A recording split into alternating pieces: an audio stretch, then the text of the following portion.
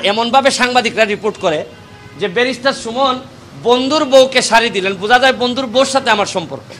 মানে রিপোর্টের ভিতরটা উপরটা এরকম না, রিপোর্টের উপরে ফেসবুক রিপোর্টের উপরে প্রথমে রিপোর্টটা হয়েছে প্রথম আলোতে, আর প্রথম আলোর মতো পত্রিকা করার পরেই সবাই একটু মজা পাইছে, কারণ প্রথম আলোতে একটা আস্থার জায়গা আছে।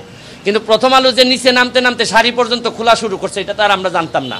তো আমি এটা তো বলছি যে ভাই, আপনি একজন এমপি বা সরকারি কর্মকর্তার বিরুদ্ধে অভিযোগ আনবেন যে আপনি কি সরকারি মাল বিক্রি করে দিচ্ছেন কিনা। এখন আমারে বলা হয়েছে গরিবদেরকে দেওয়ার জন্য। এখন আমি যদি বিবেচনা করি যে আপনি মনে হয় গরিব ভাই, তা আমার বন্ধু উনি যিনি দাবি করলেন উনি করলেন কি, বললেন যে না আমি গরিব না, আমি আরেকজন গরিবকেই শাড়ি দিয়ে দিছি, এই হচ্ছে গিয়ে ফ্যাক্ট। কিন্তু উনি ফেসবুকে এত সুন্দর করে লিখেছেন, এইখানের মধ্যে যদি উনি আমার বন্ধু হইতেন তাহলে উনি গরিবের শাড়ি ওনার কাছে আসছে, উনি শাড়ি দিয়ে দিচ্ছেন গরিবদের গণ। আর শুনেন, হাজার হাজার কোটি যাচ্ছে, বিক্রি হয়ে যাচ্ছে, কেউ কিছু বলছে না।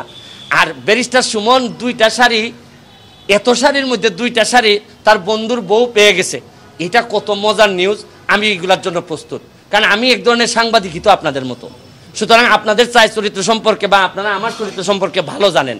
আর আমি শুনেন, দুইটা জিনিস আমি কনফার্ম করে রাখছি।